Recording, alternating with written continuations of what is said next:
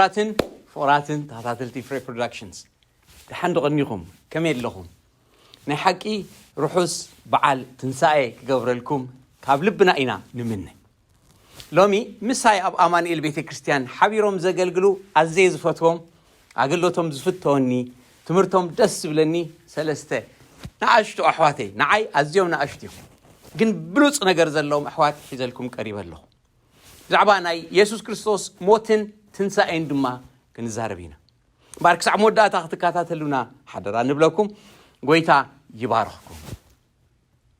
بتعمي تفتوكم كم زيلكم دما جزيكم سويكم سلازم أخم كم مسكنكم دسيب لني لومي بزعبا تنساين أي قويتا يسوع كريستوسينا كنزارب مزينا مجمريا كجمرة حسب أنا كم زيل زررب سلازخونه مجمرة بزعبا تناي أدم زنبرة جيزي كابو نجمر مو بزعبنا يسوع كريستوس مولادن ممواتن بتنسأل قال كابو قال خنبلينا أدم كابتاي تبلعات توهله مسبلعه بو يموتو ماتي شعتم 230 عام نيرو له بالسقا جن لك تهدبل عجيزي مويتو انتي مويتو منفساي مويتو كلنا هم نفلطو دحريكن كاب ايدن جنت كم زبارروم نفلط ابو دما كيروبيل اقميتو እግዚአብሔር ናኡ ከይመጹ ምክንያቱ ኣብቲ ኤደን ገነት ካል ኦም ኔራ ታ ኦምቲ ኣድማ ኦም ህይወት ያ ኔራ እታ ኦም ሕማንክፉ እንተፍልጥ ኔራ ኦም ህይወት ድማ ኔራ ካብታ ኦም ህይወት ከይበልዑ ኢሉ እግዚአብሔር አውጽዮ ንሐቅ ድማ እዚ ኣለካ ስለዝሓለየሎም እንታይ ኔሩ ተሓልየቱ ምክንያቱ ካብ አንት ሕርበሊዖም መንፈሳዊ ሞት ሞይቶም ክነሶም ስጋዊ ሞት ዘይሞቱ ከይኮኑ ንዕድሚኦም ሙሉ ንህይወቶም ብሙሉ كموت زي خل كي يكون من أنتي لك أجزابير نخموت سبيو كابا أوتسيو إذا دما يسوع كريستوس ده حرمت يوس نخموت مخنيات سلزنا بروي دم كفسس سلزنا برو أبكن ده حتيات كموت سلزنا برو سب كوينو سب من أنتي دموت كخون كابزين أي سجا موت من أنتي كموت يو كاب إيرن جنة عباري روح سلزي كلاتنا خمن فلتوك أدام علو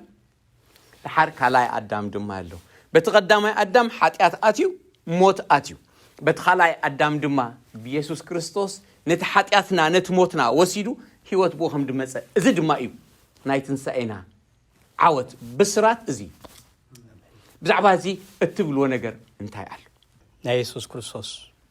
موت سي مخنيات سبيم تيو سبسي بتا عيتبلع زتبهله كافت عيتبلع زتبهله مسبلعه مس أملاخ مستبعثة كاب جنتي إدن كاب مستبعرة أملاك أحد مفتاحي كاب زل عالم زمود دبو مدبسي أبزلهم معلتن زارة ولا زلنا أرستيو زفت أمزلهم مالتي أملاخ مدب مخرا أملاخ حدا جزية نسب بخمين أبو خمس مولسو أوريس أنيرو تقولت خا كل سب سلزة حتى كبر أملاك كأس سلسانة بسب كوجبرو سلزة كعلة أنكو حدا ودو نعولي أخو يسوس توليدو أقلقيلو شعو مويتو يسوس أبكند حتياتنا انتاي قبرة موتا خائلو مالتي نتصد كنا انتاي قبرة تنسأ خائلو مالتي سلازي حجي يسوس كروسوس بعلو خمزو بلو زنبرة دك مزامرتو وانتداقا قامي أفتقو عزو أفركي كل قزي ودسف حصار مكراخ تقب بسال كموت كسكال كموت بسالة سيد معلتخا كتنسيو إلي زارو حجي تنسأ عوت وزرقا قطوليس بقى اتي أملاح كو قبرو ديلي زنبرة بود يسوس كريستوس كو قبرو ديلي زنبرة زفت أمولو إيمانتي سلازي حجي نحنا أبحدش كده نزلنا أمنت بخريستوس يسوس بقى أبزو تودع إنان مالا لزلنا يسوس تنسيو سلازخونا نحنا خا كنتسينا يسوس مويتو سلازخونا أب حتياتنا يلنا كمتي باولو زبالهم سبقونتاس يسوس زيتنس انت خوينسي أب حتياتكم يخم دلكم يلو مالت نسحة ناي نسحة عدل أيرخبكم حرقت حتياتون أيرخبكم يبلو مالو سلازم بعد يسوس بموتو تبجينا بموتو تعريقنا بتنسعي أخا يسوس كريستوس كوينو وذلو حجي نحنا خا أخن كوني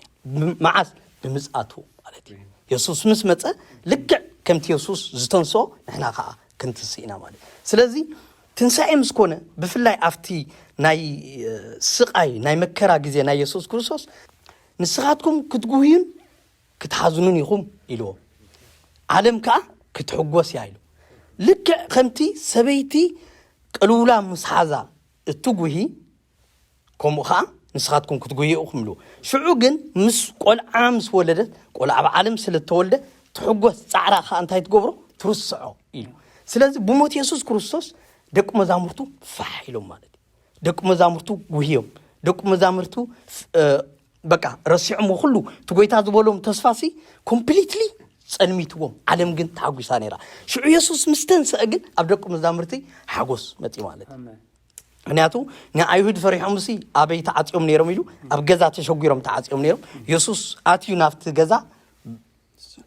ሰላም ንዓኹም ምስ በሎም ሰላም ከዓ ኮይንሎም ታጉሶም ማለት እዩ ግን መጀመርያ በቃ እቲ ተስፋ ዝገበርናሉ ክብል ጀሚሮም ማለት እዩ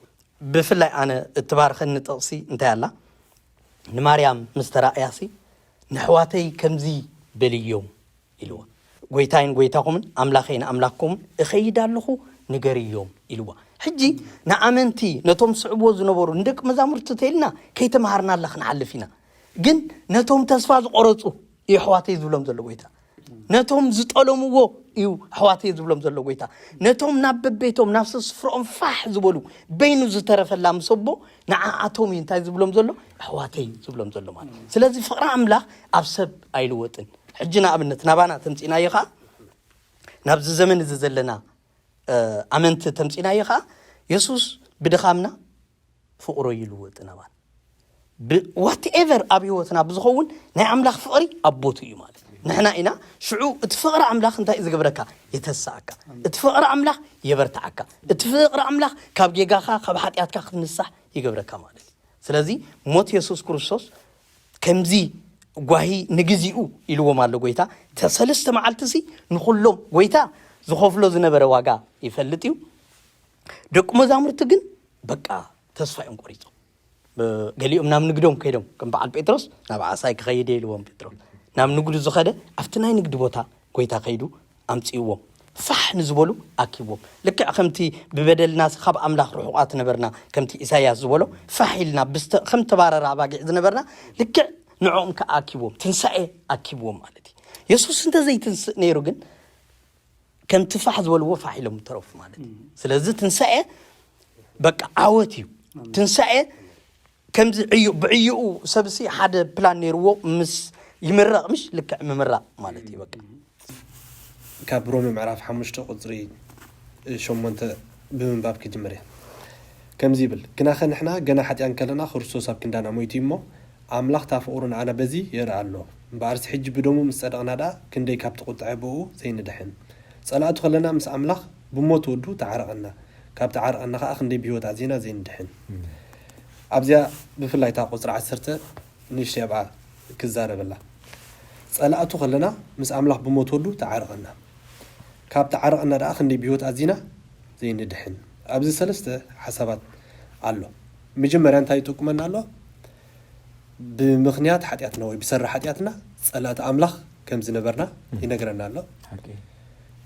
እዚ ጽልኢ እዚ ድማ ኣብ መንጎና ናብ መንጎ ኣምላኽን ኮይኑ ምስ ኣምላኽ ከይንራኸብ ኣምላኽ እውን ምሳና ከይረኸብ ከልካል ኮይኑ ከም ዝነበረ የመልክተና ኣሎ ማለት እዩ ነዚ ከልካሊ ቀጽሪ እዚ ናይ ሓጢኣት ቀጽሪ ንምፍራስ ከዓ ኢየሱስ ክርስቶስ ስጋና ለቢሱ ሰብ ኮይኑ ናብዚ ምድሪ ከም ዝመጸ ይነግረና ኣሎ ማለት እዩ እዚ ጽልኢ ወይ ከዓ እዚ ናይ ሓጢኣት ቀጽሪ ከዓ ብምንታይ ከም ዝፈረሰ ክዛረብ ከሎ ከዓ ብምንታይ ይብለና ኣሎ ብሞት ወዱ ከም ዝተዓረቐና ወይ ብሞት ወዱ ከም ዘፍረሶ ማለት እዩ ኣብ ወንጌል ዮሐንስ ምዕራፍ 2 ጎይታ እንታይ ኢሉ ነዛ ቤት መቅደስ እዚኣ ኣፍርስዋ ብሳልሳይ መዓልቲ ከዓ ከልዕላ ኢሉ ተዛሪቡ እዚ እንቶም ደቂ መዛሙርቲ ተረዲኦም እቶም ሽዑ ዝነበሩ ኣይሁድ ግን ነቲ ቤት መቅደስ ሊትራሊ ዝዛረብ ዘሎ ይመስሎም ነይሩ ማለት እዩ ነዚ ክንዲ ዓመት ዝወሰደ ቤት መቅደስ ከመይ ገይሩ ብሰለስተ መዓልቲ ኣፍሪሱ ክሰርሖ ኢሎም ማለት ደቂ መዛሙርቲ ግን ተረዲኦም ነይሩ እዚ ዝበለ ኢልና ዮሐንስ ክነግረና እንከሎ እዚ ዝበለ ብዛዕባ መቅደስ ስጋ እዩ ዳይምበር ብዛዕባ እቲ ፊዚካል ናይ ኣይሁድ ቤት መቅደስ ከም ዘይነበረ ዮሐንስ ነጊሩና ኣሎ ማለት እዩ ሕጂ ናይ ኢየሱስ ክርስቶስ ስጋ ሰለስተ መዓልቲ ፈሪሱ انتي كفرس اتمس أملاخ اتي أمونغو أملاخن زنبرة صلي خفرس بسقاو انت خقب نيرو مالتي كفرس كموت نيرو مالتي ونات حدا نجر كفرس تخوينو يسوع كرسوس لما سقاو نسلسته معلت خفرس نيرو مالتي سلازي يسوع كل عليه خمس بولد ما بحيلي ود أملاخ مخانو تجلسوا مالتي بمتنسوا مالتي حجي مور أب أركي انتي كزارب يدلعنا أملاخ نسبات بيسوس كرسوس غير انتي غيرومي تعارقومي استود انا قال حجي انتي يتريفو زلو تتبايلو بأملاخ شنخ ولا حد تسترف ነገር የለን እግዚአብሔር ዋጋ ከፊሉ ይንሰብ እግዚአብሔር ወደይሉ ነቀበለና ሁሉ ነገር ገይሩ ይማት አግቢ በመስዋዕት ኢየሱስ ክርስቶስ حجنا يسب قد انتايو عرق خانتاي مقبار مقبالي مالي حجي قرب أنا سمعنا زلو سبات بزعبا موتن تنساني يسوس كرسوس عمت كنو بعلون كلنا كنو خبرون كلنا كنا حسبو زلنا نقر حد أقداس نقرال يسوس كرسوس زمزة مس أملاك عرق أنان تغينو حانتك زيتو طوينا خنا حسب مدو لغان عريقوكم يبلنا له أنا استعريق عليه إلا خنا حسب يقبل كي تعرقنا عمت ملو بزعبا منينا نوعلو زلنا زي تعرق سبي بزعبا نعرقو انجوينا قبرو نامس جندا كخبرو زلون بر زي تعرق بزعبا من يتعرقو بزعبا عرق جينا نتاي نقبل زلنا نبعد مالتي حجي أملاخ تعرقنا نحنا عرقنا خنقبلكا نيسوس كريستوس كنقبلو يقبلنا مالتي كان ابزين شي كوس خازدلي بدعم زجرم نجاري أملاخ نسمين مدرن بود جيرو تعريق وإلنا خنا بكع كان مس أملاخ زعرق أنا أكل أملاخ عرق جيرو الساين زي جبرو زي سودو أكل كن أتوقع مس أحب كله ساين كلنا إجابير ما تعرق من مخانو بمن كم استعرقنا أبزي بموت ودو جيرو تجبرنا تعرقنا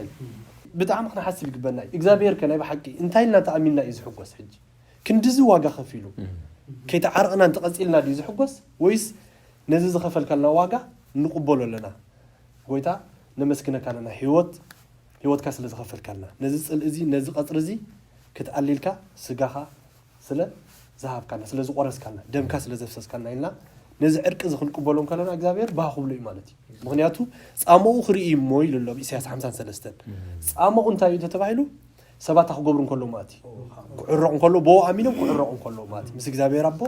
مس فتاريهم مس دكانيهم كعرقون كله إجزابير ربو كحجوسي لعل كل ما يسوس كرسوس أما نفسه يرلو مالتي سلزي نزق النيات زخنا حسب كلنا زخول واجا خمس خفلة كلها نرجع نسحته يكونن بزخول واجا جن تعريق اللي خدوم أملاخ إلا خنا حسب يقبلنا استعارك كان زي تعارك كان بمتاك تفلت تخيل حجي إلا خنا حسب كان صبوي مخنياته بخم يتفل استعارك أسب زي تعارك أسب من جرات تفل حدا بيسوس كرسوس زي تعارك أسب كان ما تعارقي أيدلن بقى يسوس كرسوس بود تجبرنا إلا مسعى كل تعارقنا إلنا سلذ حد استعارك أسب بحد ما تعارق درايته يتجبر مالتي إذا أمن بحنت مسواتي بحد ما تعارق يمسك زابير مالتي حجر أيوه كالي ما تعارق النحر قبل عليه يسوس كرسوس نفس حالنا حجي ستيل كساب حجي عملاق تعارقنا بود خنسو نحنا جن تعرقوا وياي تردنا له بقى أصلا أنت غيرنا له مالتي منفسوا عيننا شايفين ولا مالتي مبر بجزابير وجد بود أنت غيرنا تعارق واي نحنا جن عرقنا يتقبلنا لنا مالتي ويا كابيننا يلنا وزخون نجركم كوين له مال سلزي حادث مس أملاق تعارق له أي تعارقنا له خن فلت ندحر كوين قال ما تعارقي أيوتني قبل عليه يسوس كرسوس كاوز بلص ما تعارق يلنا مالتي تعارق عرق زويلو بزخون نجر أي كانوا أنني مالتي زخون أكل ككانوا نيلون إجابير كعرق يلو سودو بيجي كاود يسوس كرسوس قال أساين استجبر أكل يلنا عرق مالتي إذا المزر إنها كل جزء خمت مسح قدوس إبراهيم معرفت شعات زي نجرنا أول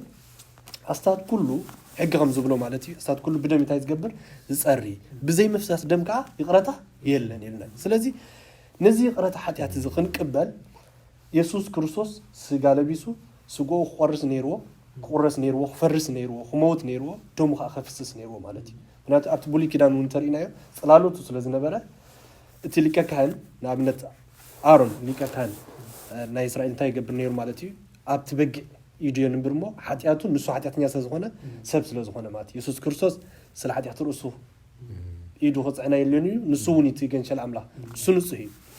ኣብ መንጎ ኣሮንን ኢየሱስን ዘሎ ፍልሊ ኣሮን ብዛዕባ ርእሱን ብዛዕባ ህዝቡን እዩ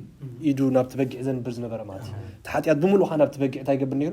ይሓልፍ ነይሩ ማለት እዩ ኢየሱስ ክርስቶስ ግን ናይ ኩላትና በደል ኣብ ርእሱ ፃዓነ እዩ ዝብል እምበር ናቱ የብሉን ናይ ኩላትና ጥራይ ዝባን ጽዒኑ ማለት እዩ ስለዚ ዝተዓረቀ ሰብ በቃ ኣብ ኢየሱስ ክርስቶስ እንታይ ዝገብር ማለት እዩ ኣብኡ ይደው ዝብል ማለት በዚ መተዓረቀ እዚ ዓጊቡ ተሓጊሱ ኣመስጊኑ እዩ ዝነብር ማለት ናይ ሓቂ እንተዘይተዓሪቕና ግን ካልእ መተዓረቅ ብሕጂ ሃሰስ ንብል ከሊና እግዚአብሔር ግን እንታይ ገይሩና እዩ ብወዱ ተዓሪቁና እዩ ብጀካ ኢየሱስ ክርስቶስ ከዓ መተዓረቅ የለን መተዓረቅ ኾን ዝኽኣልካ ደሙ ስለ ዘፍሰሰ እዩ ካልእ ኣካል ከዓ ደሙ ኣብሲሱ ኢሎም መጽሓፍ ቅዱስ ደሙ ዘፍሰሰና ስጎ ዝቆረሰና ካልእ ኣካል የለን ካብ መላእክቲ የለን ካብ ደቂ ሰባት የለን ብጀካ ወዱ ኢየሱስ ክርስቶስ ማለት ስለዚ እዚ ሰሙን እዚ ክንሓስብ ከለና እዚ ቅንያት ክንሓስብ ከለና ርግፀኛታት ክንኮን ይግባአና ኢየሱስ ጻማ ነፍሱ ክረክብ ኣለዎ ንሕና ብምዕራቕና ከዓ እዩ ጻማ ነፍሱ ዝረክብ ማለት እዩ ኣብ ግብረ ሐዋርያት ምዕራፍ 2 ካብ ፍቅዲ 24 ፍቅዲ 25 ጀሚሩ እንታይ ዝብል ኣሎ ዳዊት ብዛዕባኡ ይብል እዩ እሞ ንእግዚአብሔር ኩሉ ሳዕ ኣብ ቅድመይ ሪኦ ንሱ ብየማነይ ስለ ዘሎ ከዓ ኣየንደልህፅን እየ ነፍሰይ ኣብ ሲኦል ኣይተሓድጋን ንቅዱስካ ድማ ጥፋት ክርኢ ኣይትህቦን እሞ ስለዚ ልበይ ተሓጒሱ ልሳነይ ከዓ በለት ስጋይ እውን ብተስፋ ክሓድር እዩ ሕጂ ዳዊት ብመንፈስ ስለ ትንሳኤ ይዛረብ ዘሎ እቲ ትንሳኤ ከዓ ስለ ርእሱ ዘይኮነሲ ስለ ጎይታ ኢየሱስ ክርስቶስ እዩ ሕጂ ዳዊት ግን ነቲ ትንሳኤ ክሪኦ ከሎ ነፍሰይሲ ኣብ ሲኦል ኣይተሓድጋን ቅዱስካ ድማ ጥፋት ክርኢ ኣይትህቦን እሞ ስለዚ ረእዮ ውፅኢት ናይቲ ዝብሎ ዘሎ ናይቲ ትንሳኤ ኣብ ሲኦል ዘይምትራፍ ተሳዒርካ ዘይምትራፍ ሞይትካ ዘይምትራፍ ከምቲ ዝበልዎ ማለት እዩ ንሳቶም በቃ ሓደ ሰብ ክንዱ ብዙሓት ክመውት ይግቦ እዩ ኢሉ እሱ ትንቢት ይዛረብ ነይሩ ግን እቲ ናቶም ፕላን ዝነበረ ክቐትልዎ ኣብ መቃብር ክነብር በቃ ሰብ ክዓርፍ ማለት እዩ መጽሓፍ ዝበሃል ቀቲልናዮ ኣብ ገሊላ ተሲእ ነይሩ ዝብል ክስታይ ነይሩዎ ግን ከምኡ ኣይኮነን ኢየሱስ ኣብ ክንዱ ብዙሓት ንኽመውት ዕላማ ነይሩ ስለዚ ልበይ ተሓጎሰ ልሳነይ ከዓ በለት ስጋይ እውን ብተስፋ ክሓድር እዩ ኢሉ ስለዚ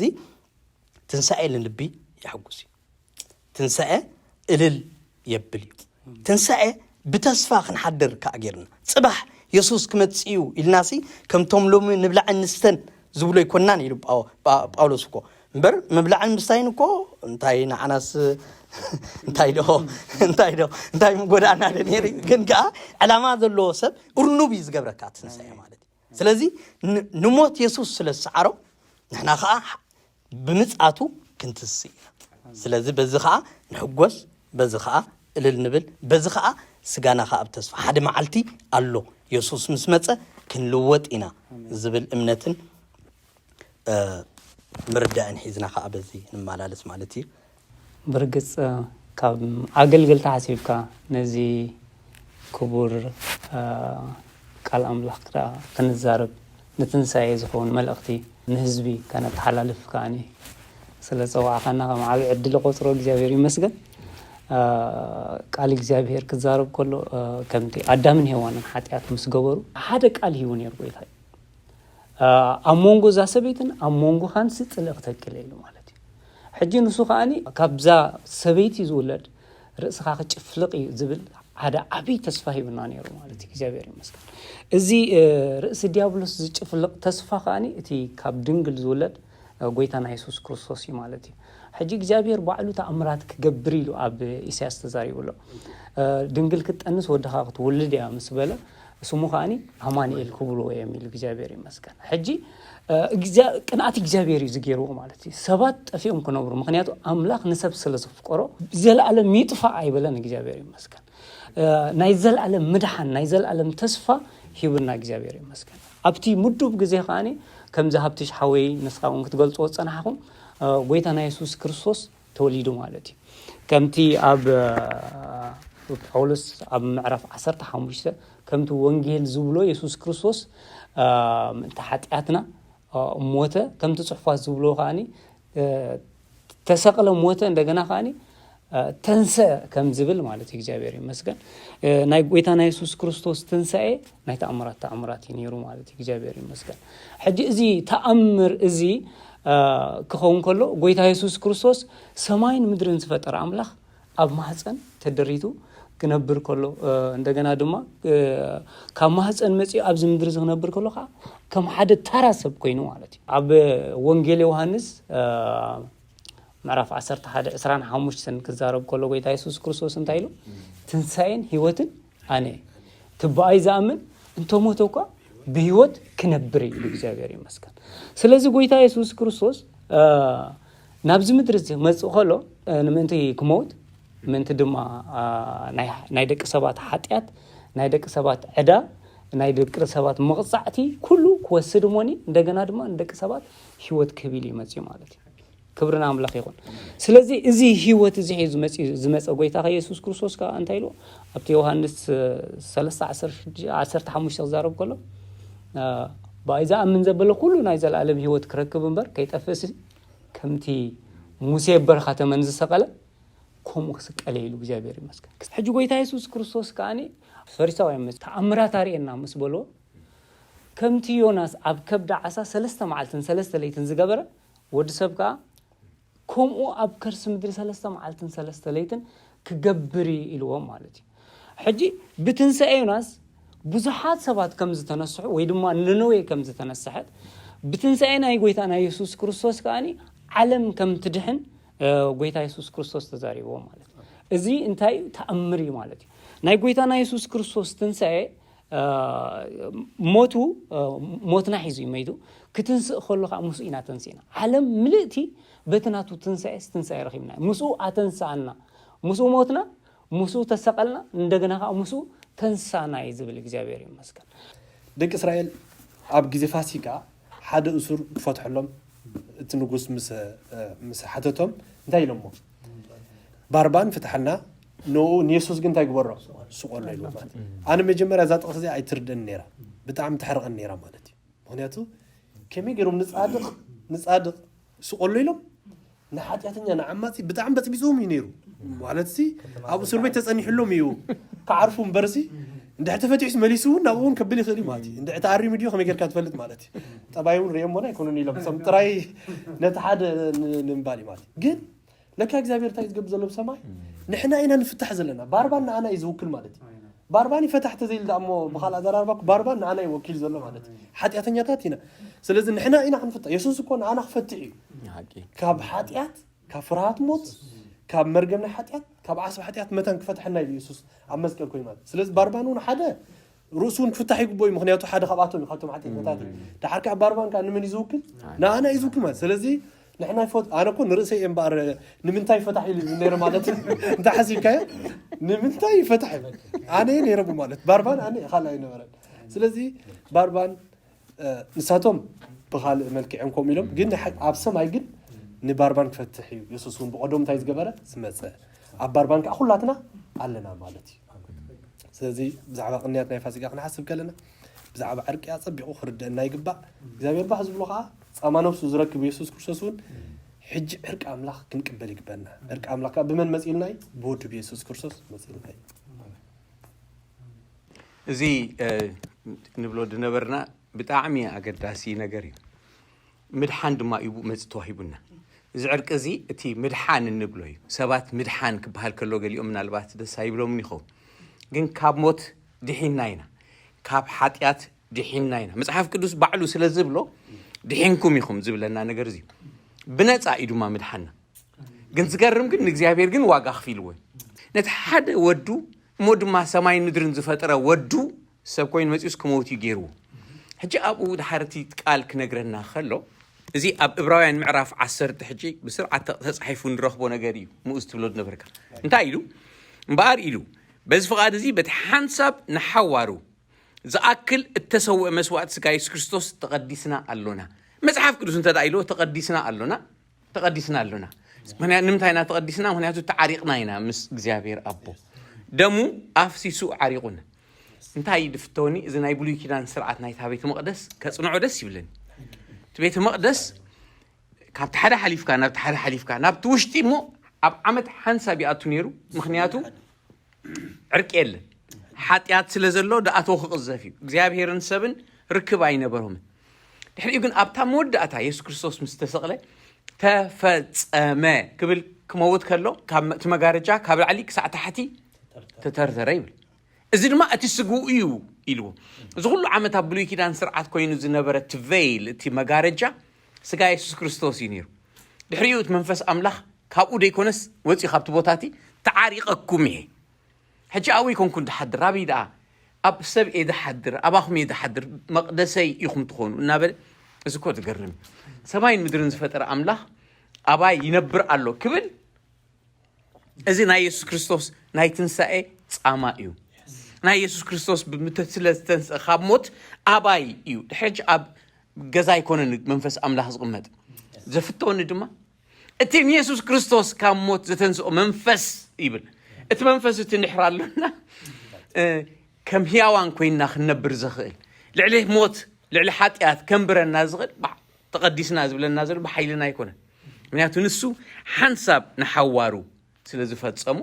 መንፈስ ቅዱስ ማሕደሩ ገይሩና ኣሎ እዚ እቲ ዕርቂ ንብሎ ዘለና ልዕሊ ዝውን ካልእ ብዙሕ ነገራት ኣሎ ንጎይታ ስለ ተንስ ኣብ ህይወትና ክንነብር ዝሕግዘና ዘሎ ስለዚ እዚ ክሓስብ ከለኹስ ዋው ክንደይ ተዓዊትና ነዚ ክትፈልጦ ክንደይ ዓብ በረኸት እዩ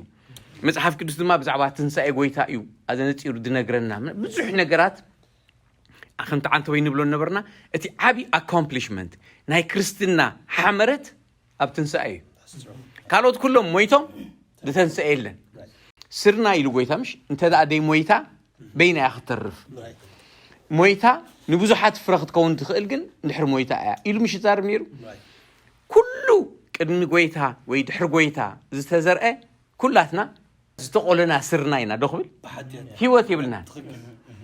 እቲ ዘይተቆልወ ስርናይ ግን እቲ ህይወት ዘለዎ ስርናይ ጎይታ ኢየሱስ በይኑ ሞይቱ ድማ ተንስዩ በይኑ ሞይቱ ነዚ ሁሉ ህያው ዝኾነ ድማ ሒዙ ተንስዩ ንዘርኢ አብርሃም ማልዓሎ ክብል ከሎ ብእምነት ደቁ ዝኾና ሒዙና ተንስዩ እዚ ኣዝየ ድፈትዎ ጥቕስታት እዩ ኣብ ሮሜ ምዕራፍ 5 ኩላትና ከም ንፈልጦ ጳውሎስ እንታይ ኢሉ ጽሒፉሎ ብሰሪ ናይ ሓደ ሰብ ዘይምእዛዝ ሞት ከም ዝሞትና ወይ ከዓ ሓጢኣት ናብ ኩሉ ሰብ ከም ዝኣተወ ይነግረና ማለት እዩ ወይ ድማ ብሰሪ ሓደ ዘይምእዛዝ ሰብ ኩሉ ሰብ ተኾይኑ ሓጢኣተኛ ኮይኑ ማለት እዩ እዚ ጥራይ ግን ኮይኑ በዚ ጥራይ ግን ናይ ሰብ ታሪክ በዚ እንታይ ይገበረን ኣይተወድአን ማለት እዩ እግዚአብሔር ኣቦ ከዓ ብሓደ ወዱ ብምእዛዝ ሓደ ወዱ ከዓ ንኩሉ ሰብ ከጽልቆ ከዓ እንታይ ገይሩ ማለት እዩ ካብቲ መጀመርታ ዝወሰኖ ኣብዚ መወዳእታ ዘመን ከዓ እንታይ ዝገብሮ ማለት እዩ ቅድሚ 2000 ከዓ ዝገለጾ ብኢየሱስ ክርስቶስ ብናይ ኢየሱስ ክርስቶስ ብናይ ሓደ ምእዛዝ ማለት ብናይ ኢየሱስ ክርስቶስ ምእዛዝ ከዓ ኩሉ ሰብ ክጸድቕ ከዓ እግዚአብሔር እንታይ ገይሩ ነይሩ ማለት ወሲኑ ነይሩ ገይሩዎ ከዓ ፈጺምዎ ከዓ ማለት እዩ ሕጂ እዘን ክልተ እዚአን መብዛሕትኡ ግዜ ታቐላል ክንቅበላ ኩላትና ንኣምነላ ኩሉ ፍጥረት ዝኣምነላ እንታይ እዩ ብኣዳም ምክንያት ሓጢኣተኛታት ከም ዝኾና ብዘይ ስክፍታ ብዘይ ዝኾነ ሕርኽርኽ ኣዳም እንድዩ ወይ ድማ ናይ ኣዳም ስጋ እንድዩ ዘለና ሓጢኣተኛታት ምዃንናሲ ሓደ ባዕሉ ተሓጢኣት ምንም መረጋገጽ ዘለና ማለት እዩ ናይ ሓቂ ብኣዳም ምክንያት ከም ዝሓጠናሲ ምልክት እውን ኣለና እዩ ማለት ሓጢኣተኛታት ገይሩና እዩ ማለት እዩ ሓጢኣተኛ ማንነትሲ ስለ ዘለና ዝከሓድ እውን ኣይኮነን ማለት እዩ ብሰሪ ሓደ ሰብ ሓጢኣት ናብ ኩሉ ሰብ ኣትዩ ኢልና ኣሚንና ክነብቅዕሲ ሕራይ ብምክንያት ሓደ ንሱ ከዓ ኢየሱስ ክርስቶስ ብናቱ ምእዛዝ ከዓ ጽድቂ ናብ ዓለም ከም ዝተመልሰ ወይ ከም ዝመፀ ንኽንቅበሎ ዘሎ ታሽሙ ቻሌንጅ ይገርመካ እዩ ናይ ሓቂ ማለት እዚ ድማ ጸላኢ እዩ ዳ ዕንቅፋት ዝገብሮ ዘሎ እምበር ክልቲአን ሓንቲአን ብምክንያት ኣዳም ሓጢኣተኛ ኮይነ ኢልካ ተኣምንቲ ኮይንካ ብምክንያት ናይ ኢየሱስ ክርስቶስ ምእዛዝን ብምክንያት እቲ ኣብ መስቀል ንሓጢኣትና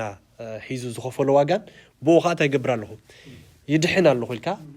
ክልቲአን ንስኻ የለኻ ማለት ኣብቲ እውን ሓጢኣተኛ ንኽትከውን እውን ኣይነበርካን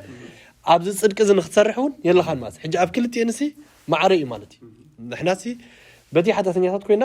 በዚ ዳሕረዋይ ኣዳም ኢየሱስ ክርስቶስ ከዓ እንታይ ንኾነልና ማለት በቲ ንሱ ዝገበሮ ጽድቂ ከዓ ጻድቃን ንኸውን ማለት እና እዚ ሰብ ክሓስበሉ ይግባእ እዩ ማለት እዩ ከም ብበን ዋላ ምናልባት ዝኽብሎ ፀንሐኹ ከምዚ ዝብል መጽሓፍ ቅዱስ ከምዚ ኢሉ ሞት ብኣበሳተ ሓደ بتحد خاب جزء وتم ترفض أجان وهو بس كنا تقبلوا خا بتحد يسوع كريستوس أبيوت أزيو بزح خو جزء يومي بالمالتي بأرسي تم بزحات بتزي مزاز حدث باي ريوازيا بأرسي وتم بزحات بتزي مزاز حدث باي حتى أنكم زخونو كمها بمزاز تحد مالت يسوع كريستوس بزحات أجان خوني يوم قال حنتي أبع مساء خو استغلنا بزعمنا يسوع كريستوس كم تنفلتو أبزح بتا كمان بسا يمثلين دجنا خا خم جنشل يمثلين مالتي إذا خازر كان تايو نجوسيو دجنا خا كهنيو مالتي حجي بزح حساب يخبره يسوع كريستوس أملاهم كله خم يجيروا متعرق يخون ويكم يجيروا يمالتي اللي حسن مالتي حجنا حكي نربحنا إتي جنشل مخانو كسكفنا يكون نزله متعرق مخانو كان مخانو سي بتعم عبي حادث يسوع كريستوس كهون أنت زي كوينو تاي خونو إيماتي فرادي يخونو حجي لومي يسوع كريستوس تزي عريقوكا صباح بنوجسنة تسخ قبرك إيماتي كفردك إيمانتي سلازي بتعم عقداتي نا يسوع كريستوس كننت ليك كننت أتعرقنتن سب أصبيقو دسيلو يخبلو زلو مالتي سلازي لومي تزي تعريقنا صباح نفردينا لوم تتعريقنا جن صباح فرادينا يكونن كون يسوع كقبلنا يزرقح مغنياتو بدوم أركس للزجبرة مالتي زين كل سخلنا ندلهم كبرنا أملاخ يكون أب قدامي كورنثوس معرف 15 كاب قصر 10 تخلت زلوا قال كم ببومني أو زلوا خاني أبتي تحتي بفلا أبتا قطري سران حدن زلوا خاني كزار بيجابير مسكن جنة تقسم تنبيمنا صبوق كيني سمعني من الوقت كم ببو كريستوس كموتات كم زتنس كابز سب خدا خمي إلهم يوم حيالو خبختكم تنسى موتات يلبون زول زلو تنسى موتات زيلبو انتو قينوس كريستوس دماي تنسى كريستوس زي تنسى انتو قينوس انبارسخ سبكتنا كنتي امنتكم كنتي املاخ نكريستوس اتنسي وإلنا لنامو نكريستوس زي تنسو انتو قينوس موتات ون انت زي تنسو نحنا حاسوتي مسخخر املاخ كوينا نركبالنا موتات انت زي تنسوس كريستوس اي تنسى انمو كريستوس زي تنسى انتو غينوس امنتكم كنتيا نسخاتكم جنا اب حاتياتكم اللهم انبارسي اتوم بكريستوس دقسون حاتيانيم ابزا هيوت ازيا طراي بكريستوس تسفا انت نغبرسي كاب كل سب ان دنگص مخنا نيرنا نابلي قصل እግዚአብሔር ይመስገን حجي ጎይታና ኢየሱስ ክርስቶስ زي تنسى እንደحرا ኮይኑ እዚ ሁሉ ጳውሎስ ዘርዚሮ ዘሎ ጳውሎስ ናይ ሐሰት ምስክር ይሆናል ክርስቶስ ዘይተንሰ እንደሐራ ኮይኑ ተስፋ የለን ትንሳኤ የለን እንደገና ድማ ክርስቶስ ዘይተንሰ እንተ ኮይኑ እቶም ደቂሶም ዘለውን አይትንሱን እዮም ማለት እዩ እቲ ህዝብ ዓለም ድማ ገና አምንታ ያዘላ ኢሊ አብ ኃጢአት ያዘላ እግዚአብሔር ይመስገን ግን ክርስቶስ ኢየሱስ ስለዝተንሰ እዚ ሁሉ ሐቂ ኮይኑ እግዚአብሔር ይመስገን ክርስቶስ በክርስቶስ አሚንና ኢና ሞይሉ አብዛ ምድር ዘ አብ ክርስቶስ ተስፋ ጌርና ነርና ተንኾንሲ ካብ ኩሉ ሰብስታይ ምኾንና ነርና ኢሉ እንደደንገጽ ምኾንና ነሩ ይግንም ነርና ኢሉ እግዚአብሔር ይመስገን ምክንያቱ ስለ ክርስቶስ ኢሎም ብዙሕ ዋጋ ይምዝኸፍሉ ከም ግእዝ ሰብ በዓል ኤፌሶን ብዙሕ መከራን ገለን ሓሊፎም እዮም በዓል ጳውሎስ ማለት እዩ በብዙሕ ሽግር በብዙሕ መቃወይም ዝሓልፉ ዘሎ እዚ ሁሉ ዝገብሮ ዘሎ ንምንታይ እንደሕራ ኢልና ተስፋ ስለ ዘለዎም ትንሳኤ ስለ ዘሎ እግዚአብሔር ይመስገን እና አብቲ ቁጥሪ 10 ክዛረብ ከሎ ግን እቲ ዛዕቤ ተስፋ ክሊር ብግልጽ ይገልጾ ማለት እዩ አብር ሀቢሉ ይዛረቦ ነዓኹም በበይ ሕጂ ገና ክርስቶስ በኽርቶም ዝደቀሱ ኮይኑ ከሞታት ተንሳኤ ብለና እግዚአብሔር ይመስገን ስለዚ ከምቲ ሞት በሓደ ሰብ ዝመፀ ከምኡኻ ትንሳኤ ሞታን በሓደ ሰብ መፀ ብለና እግዚአብሔር ይመስገን ከምቲ ኩሎም በአዳም ናብ ኃጢአት ናብ ሞት ዝመጹ ኩሎም ካ በክርስቶስ ናብ ህይወት ናብ ጽድቂ እንደገና ድማ ናብ ትንሳኤ ከም ዝመጹ ይነግረናል እግዚአብሔር ይመስገን ኢየሱስ ክርስቶስ ክትንሳኤ ከሎ በኹር ናይ ሙታን ኮይኑ ተንሲኡ እንደገና ካኒ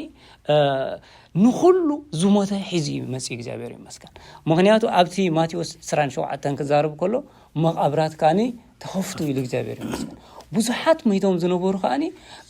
ተሱ ኢሉ እግዚአብሔር ይመስገን ከሞት ናበይ ተሳጊሮም ናብ ህይወት ተሳጊሮም እግዚአብሔር ይመስገን ስለዚ እዚ ተስፋ እዚ ህይወት እዚ አብ ክርስቶስ ኢየሱስ ስለዘሎ ንሱ በኹር ናይ ሙታት ኮይኑ ትንሳኤ ሒዝልና ይመጽ ትንሳኤ ናይ ህይወትና ትንሳኤ ናይ ራእይና ትንሳኤ ናይ ተስፋና ትንሳኤ ምክንያቱስ ሞት በአዳም መስመፀ ኩሉ ሰብ ኣብ ሞት ዝነብር ነይሩ በአዳም ዝመፀ ሞት ካኒ ንኹላትና ካብ አምላኽ ፈሊና ኣብ ጸልማት ኢና ነብር ነርና እግዚአብሔር ይመስገን ጎይታ ኢየሱስ ክርስቶስ ግን ናይ ዘለዓለም ብርሃን ኮይኑ ይመጽ ነቲ ኣብ ጸልማትን ኣብ ዓዲድ ኣብ ሞትን ዲናያን ዝነብር ህዝብኻ ብርሃን ወጻሉ እግዚአብሔር ይመስገን ናይ ትንሳኤ ብርሃን ስለዚህ ኢየሱስ ክርስቶስ ካብ ሞት ናብ ህይወት ዘሳጋግር ናይ እግዚአብሔር እንታይ ገንሸል እግዚአብሔር ይመስገን ስለዚህ ትባይ ዘአምን እንተሞተውካ በህይወት ክነብር ይሉ እግዚአብሔር ይመስገን በጎይታ ኢየሱስ ክርስቶስ ዘአመነ እንተሞተ ከማንሲ በህይወት ይዝነብር ወይ ድማ ትባይ ዘአምን ንዘላለም ሞት ኣይክሬን ይኽብለና ከሎ እቲ ናይ ዘለዓለም ሞት ሲዒር ወይ ኣብቲ መወዳእታ ምዕራፍ እዚ ሒዝናዮ ዘለና ምዕራፍ እውን እንደሕራሪናዮ ኣታ ሞት ኣበይ ኣሎ ዓወትካ ኣታ ሲኦልካ ኣበይ ኣሎ ብልሕኻ ኢሉ እቲ ናይ መወዳእታ ጸላይ ዝሰዓሮ እንታይ ሞት እግዚአብሔር ይመስገን ንሞት ብሞት ሲዒሩ እግዚአብሔር ይመስገን ስለዚህ ጎይታና ኢየሱስ ክርስቶስ እንዳሞተ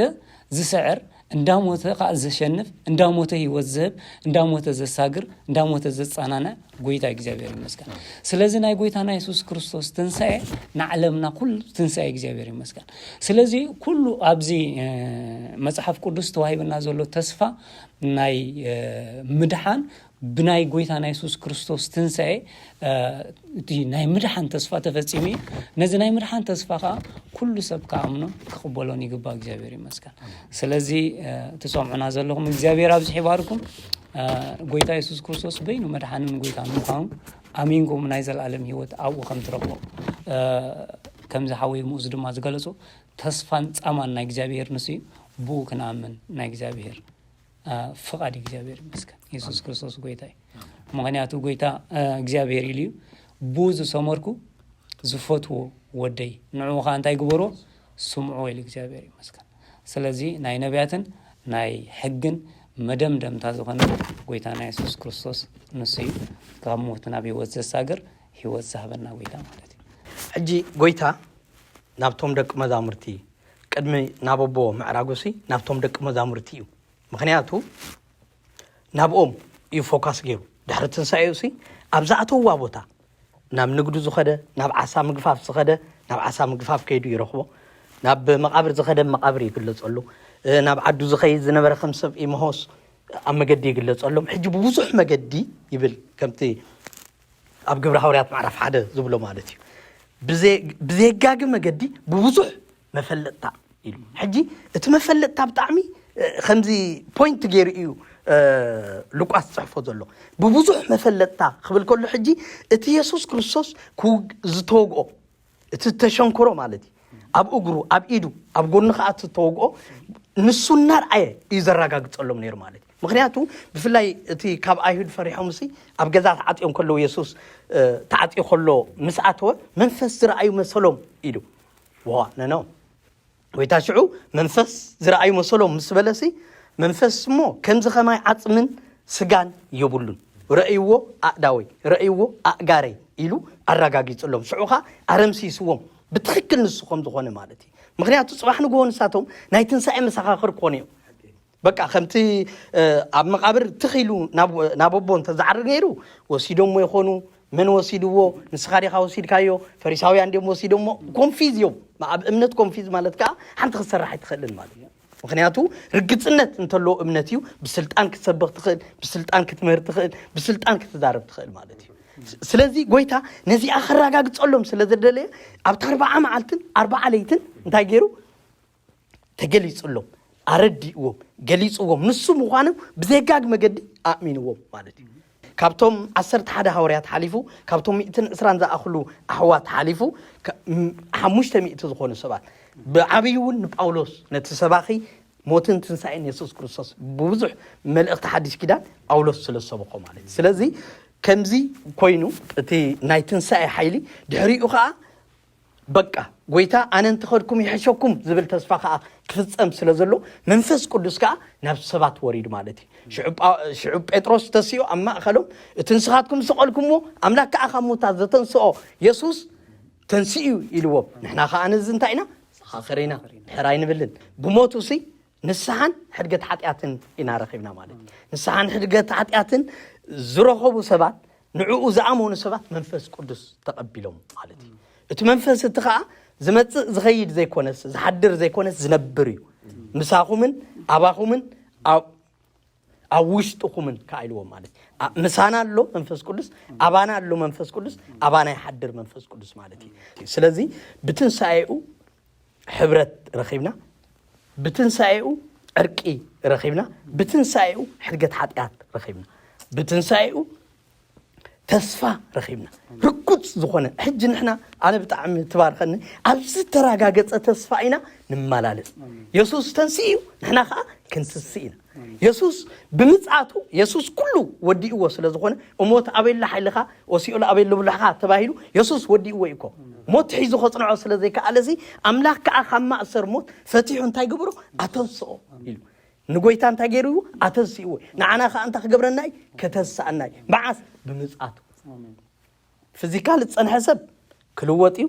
ሞይቱ ጸንሐኻ ክትስእ ማለት ስለዚ ኣብዚ ተረጋገፀ ተስፋ ኢና ንመላለስ ኢየሱስ ልዕል ምስ በለ ናብ የማን ኣምላኽ ልዕል ምስ በለ ከምቲ ጴጥሮስ ዝበሎ ኣምላኽ ነዚ ኢየሱስ እዚ እንታይ ገይርዎ ኢልዎ ኣተስእዎ እዩ እዚ ንስኻትኩም ሎሚ ትርእይዎ ዘለኹም ከዓ ንሱ ናብ የማኑ ልዕል ምስ ኣበሎ እንታይ ዝገበሮ እዩ ማለት እዩ ዘፍሰሶ እዩ ማለት መንፈስ ቅዱስ ዝሎም ትርእይዎ ዘለኹም ነገር ኢየሱስ ሓደ ምልክት እዩ ማለት ብኻልእ ዘራርባ እኮ እንታይ ኢና ክንሓስብ ዘለና ማለት እዩ መንፈስ ቅዱስ ናብ ምድሪ ምውራዱ ሲ ኢየሱስ ምትንሳኡ እንታይ ዝገብር ዘሎ ማለት እዩ ይነግር ዘሎ ማለት እዩ ምክንያቱ እንታይ ኢሉ ነይሩ ሃብቲ ሽውን ጠቂስዋ ነይሩ ኣነ እንተዘይከይደ እቲ መፃናንዕና ባኻትኩም እንታይ ይገብርኒ ኣይ ክመፅእኒ ክትኮዩ ያ ክመፅእ ስለዚ ዝትኮ እንተዘይከይዱ ናብ ሰማይ ካብ ሰማይ ካልእ መፃናንዒ ካልእ ኣካል ከም ኢየሱስ ዝበለ ክመፀና ይክእልኒ ማለት እዩ ስለዚ መንፈስ ቅዱስ ወሪዱ ትርእይዎ ዘለኹም ንሱ ስለ ዝኸደ ኢሉ ጴጥሮስ ይነግሮም ማለት እዩ ሕጂ መንፈስ ቅዱስ ምስ ወረደ እንታይ እዩ ኮይኑ ንቅዱሳን እንታይ እዩ ኮይኑሎም ሓደ ካብቲ ናይ ትንሳኤ በረኸት ናይ ሞቱ ናይ ትንሳኤኡ ማለት ናይ ብርግጽ ግን ተስኡ ናብ የማን ኣምላኽ ኩሉ ዕዳና ከፊሉ ተንስኡ ናብ የማን ኣምላኽ ምስ ከደ ንመንፈስ ቅዱስ ምስ ወረዶ መንፈስ ቅዱስ ንቅዱሳን ወይ ከዓ ንሰባት እንታይ እዩ ገይሩሎም ኢልና ክንሓስብ ከለና ናይ መጀመርያ መንፈስ ቅዱስ ምስ መፀ ኣብ ቲቶስ ምዕራፍ 3 ከም ዝነገረና ንሕና ብዝገበርናዮ ጽድቂ ዘይኮነሲ ብምሕዳስ መንፈስ ቅዱስ እዩ ዳግም ልደት ዝሃበና ወይ ከዓ እንደገና ዝወለደና ኢሉ ተዛሪብሎም ምዕራፍ 3 ቁጥሪ 5 ከባቢ ማለት እዩ ሕጂ ዳግም ልደት ኢየሱስ ምስ ኣመና ዳግም ዝወልደና ሓድሽ ልደት ዝበና ግን መን እዩ መንፈስ ቅዱስ እዩ ማለት እዩ ስለዚ ናይ መጀመርያ መንፈስ ቅዱስ መፅኡ እንታይ ገይሩና ማለት እዩ ሓዲሱና ኢየሱስ ብደሙ ቀዲሱና መንፈስ ቅዱስ ከዓ ዳግም ልደት ይብና ማለት እዩ እዚ ኩሉ ግን ኣክሰስ ዝረኸብና ብኢየሱስ ስለ ዝኣመና እዩ ማለት እዩ እዚ ኩሉ ማለት እዩ እሱ እዩ ዘሎ ትኪ ወይ ትመፍትሕ ትቁልፍ ነገር ኢየሱስ እዩ ና ኢየሱስ ናብ የማን ኣምላኽ ምስ ልዕል ምስ በለ መንፈስ ቅዱስ ምስ ወረደ ግን መንፈስ ቅዱስ ዳግም ወሊዱና ማለት እዩ ዳግም ክንውለድ ክኢልና ማለት እዩ እሱ ጥራይ ኣይኮነን መንፈስ ቅዱስ ናብ ኣካል ክርስቶስ እንታይ ገይርና ማለት እዩ ንኩላቶም ቅዱሳን تا معلت ذا يسوع كرسوس كم نايقل لي مدحنينا أملاخنا نجينا استقبلنا يا معلتي ناب أكل كرسوس تايجبرنا من فاس كرسوس يتأمق عنا معلتي that's why أبقى ما يقولون تسمع عرف عسرت خلت قطر 10 سنة تايلو حد منفس كم زستنا يزار معلتي سلزي حد النت كنا حسب كلنا خمتنا يقول تاسولتون أم عرف 10 شو عتزله كم تاني نسخان حد زخنا ساتهم كحد خون تصل الخيل إذا صليت إني كلمة مخادو خبز مدرزي قيم مقعزي ماتي إذا صلوت زي practical كيف تسمى زجوبرو حدا خاون تايو منفس قدوس مسيو نخلاتهم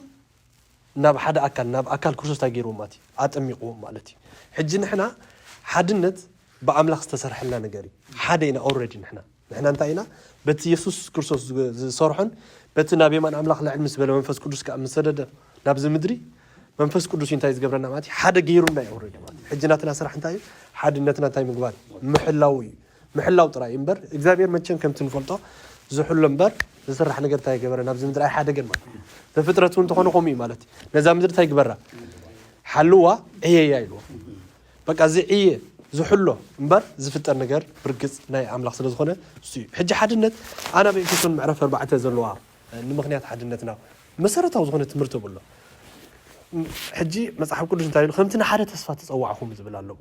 حج كلاتنا بيسوس كرسوس زعمنا تسفانا خندي حدا يمالتي كان أنت حادث تسفت وين لنا تا أبغى زل قدامي تنسى كان حاد قويتا خايلنا له قويتا خبلون كله ماتم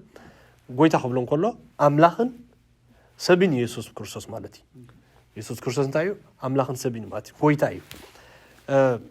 بحاد قويتا خا أنت ينقبر ماتي نعمل مالتي إنت حنت أبغى زل حنت منت كايل والله ناي مدحن امنت مالتي يسوع كرسوس زعمنا لا امنت كان سخا انت يعني كلاتنا بزا امنت زي اجن مصحف قدوس تايبلا بإفسون معرف كل تقدر شو من تيمثلني بامنت بصقايكم تايز غبركم زدحنكم اذا امنت زي اخا كلاتنا بزي اجن ناينا تاي نقبر مالتي اكسس نركب كندحن مالتي لازم كلاتنا اذا امنت زي يا ناب مدحن بتمصنا مالتي قالهم يلول مس امنا مس دحنا تاي نقبر حنت تمقت كالا مالتي حنت تمكت كابيلو مات قال ام مጨረሻ ዝበሉ ትልዕሉ ኩሉን አቦ ሁሉን ዝኾነ ኸዓ ሓደ አቦ ሓደ አምላክ ኣለና ይል ማለት ሕጂ ክትሪኡን ከለኻ ኣብታሹ ቲ ዶክተሪን ሰብሎ ማለት እዩ ቲ መሰረታዊ ዝበሃል ትምህርቲ ክርስትና ስላሴ አቡ እንታይ ምጠቀይሱና ኣሎ ልዕል ኩሉ ዝኾነ አምላክ ይል ጠቀይሱ ኣሎ ሓደ ጎይታ ይል ጠቀይሱ ኣሎ ሓደ መንፈስ ጠቀይሱ ኣሎ በኻላ ዘራርባ እንታይ ጠቀይሱ ኣሎ ማለት ስላሴ ይል ጠቀይሱ ኣሎ ማለት እዩ ናይ ትንሳኤ በረኸት መንፈስ ቅዱስ እዩ እንተልና መንፈስ ቅዱስ ከዓ ንቤተ ክርስቲያን እንታይ ዝገበር አይማቲ ናብ ሓደ ኣካል ክርስቶስ ዘጠመቃን ኩሉ ሓድነት ዝህባን ዘጽናዓን ንሱ እዩ ማለት እና ብዛዕባ ትንሳኤ ክንሓስብ ከለና መንፈስ ቅዱስ ኢየሱስ ክርስቶስ ሻላ ዝተሰ ንሱ ከዓ ናባና መጽዩ ማለት እዩ ማሕደሩ ከዓ ኮይና ከም ትኩላት ክትብሎ ጸናሕኹ ክብርና አምላኽ ይሁን ኣብቲ መወዳእታ ኢየሱስ ክርስቶስ ንዓና ዝሃበና ተስፋ እዚ ኩሉ ወዲዩ ናይ መድሓንና ነገር ዛዚሙ ምስከደ ቅድሚ ምኻዱ ኣብቲ ዮሐንስ ምዕራፍ 14 ካብ ቁጥር 1 ዝበሎ ቃል ከምብቦሞኒ አው በጣም ደስ ዝብል ቃል ኣሎ በጣም ዝፈትዎ ቃል እግዚአብሔር ይመስገን ከምብቦነ ተቃል እግዚአብሔር ይመስገን ልብኹም አይሸበር በአምላክ እመኑ ባይውን እመኑ አቤት አቦይ ብዙሕ ማህደር ኣሎ እቲ እንተ ዘይኮንስ ሙበልኩም ነረ ስፍራ ቀዳልወልኩም ከይዳለኩም ከይደ ስፍራ ምስ አዳለኹልኩም ኣብታ ኣነ ዘለኽዎ ንስኻትኩምን ኣብኡ ምእንቲ ክትኮኑ ተመሊሰ ክመጽየሞ ናባይ ክወስደኩም ኣነ ናበይ ከም ዝኸይድ ትፈልጡ ነቲ መንገዲ እውን ትፈልጡ ወይኹም ታበለ ተዛሪቡ እግዚአብሔር ይመስገን ሕጂ ኢየሱስ ክርስቶስ ከምዚ ኩላቶም ክገልጽ ወጻንሑ ንመንፈስ ቅዱስ ኣረኪቡና ኣነ እንተ ክሕሸኩም ካለ መጻናናይ ክቦኩም ክሰደልኩም ኢሉ እቲ መጻናናይ ዝኾነና መንፈስ ቅዱስ ካኒ ናብዚ ምድሪ ዝመጽ ንሱ ከዓ ከይዱ እግዚአብሔር ይመስገን ኩሎም እንዳርአይዎ ኻንስ ዓረገ ይብለና እግዚአብሔር ይመስገን ሕጂ አንቃሪሮም ናብ ሰማይ እንዳጠመቱ ከለው እቲ ናብ ላዕሊ ክኸይድ ከሎ ዝራእኹም ኢየሱስ ክርስቶስ ከምቲ ዝራእኹሞ ከምኡ ኮይኑ ኻኒ ክመጽ ኢሉ እግዚአብሔር ይመስገን ፋይውና ልብኹም አይሸበር በአምላክ እመኑ ባይካ እመኑ አቤት አቦይ ብዙሕ ማሕደር ኣሎ ስፍራ ከዳልወልኩም ከይዳለሁ ኢሉ ሕጂቲ ኣብ ሰማይ ተዳልዩ ዘሎ ማሕደር ዓቢ እግዚአብሔር ይመስገን ክንገልጾ ካብ ንኽእል ሰፊሕ እግዚአብሔር ይመስገን ምክንያቱ ቅድሚ ዘመናት ዝነበሩ ሰባት ዝኣክል ሲገፊሕ ማሕደር ኣሎ አው ጎይታ ስፍራ ይዳልወልና ኣሎ እግዚአብሔር ይመስገን ተመሊሱ ኻ ስፍራ መስዳሎ ክመጽ ኮስደና እግዚአብሔር ይመስገን ናብታ ኣነ ዝኸዶ ናብኡ ኻ ተመሊሰ መጽ ኮስደኩም እዚ ተስፋ ዘለና ኢየሱስ ክርስቶስ ክመጽ ክብርና አምላክ ይሁን ጴጥሮስ ከዛረብ ኮሎስ ተስፋ ምጻቱ ዳአበ ያለው ዓለም ካብቲ መጀመሪያ ዝነበረቶ ከምቲ ዝነበረቶ ያዘላ ኢሎ ነቲ ተስፋ ምጻቱ እንታይ ይገብሮ ነይሮም የናስወ ነይሮም እቲ ምድሩን ብማይ ከም ጠፈት ይخحድዎ ነይሮም ግን ኢየሱስ ክርስቶስ ክመጽ እግዚአብሔር ይመስገን ነቲ ተስፉ አይዶም ግን እዩ እግዚአብሔር ይመስገን ስለዚህ ጎይታ ክመጽ ተዘተስፎና ተስፋ ዓቢ ኩላትናቶም ናምኑ ንጽበይ ጎይታ ከምቲ ዝበሎ ተስዩ ከምቲ ዝበሎ ክመጽ እግዚአብሔር ይመስገን ክብርና አምላክ አሜን እዚ ዝበሃል ዘሎ ናይ ሓቂ ኣዝዩ ሓቂ እዩ ከምቲ ዝበሎ እንተላ ተስዩ ከምቲ ዝበሎ ድማ ንሱ ስለ ዘይሕሱ ካልኣይ ግዜ ክመጽዩ ምክንያቱ ክመጽኤ ስፍራ የዘዳልወልኩም ደለኹ ኢሉና ኣሎ እዚ ሓቂ እዚ ክኸውን ስለ ዝነበረና ግዜ እግዚአብሔር አምላክ ኣዝየ መስግኖ ንዓኹም ድማ ፍትዋት ኣሕዋተይ ብሓቂ ብጣዕሚ ከመስግነኩም ደስ ይብለኒ ንኹልኹም ድማ رحس بعال تنسأي كجبرلكم مس بيتسبكم إذا قويت هذا جبرو ناد نقكم ناد حقوسكم كتب علوه قبلبنا إحنا منه قويتا يبارككم أبصل زلوا من ابنك سعن الراخب دحنك أني لا أبزك فانوكم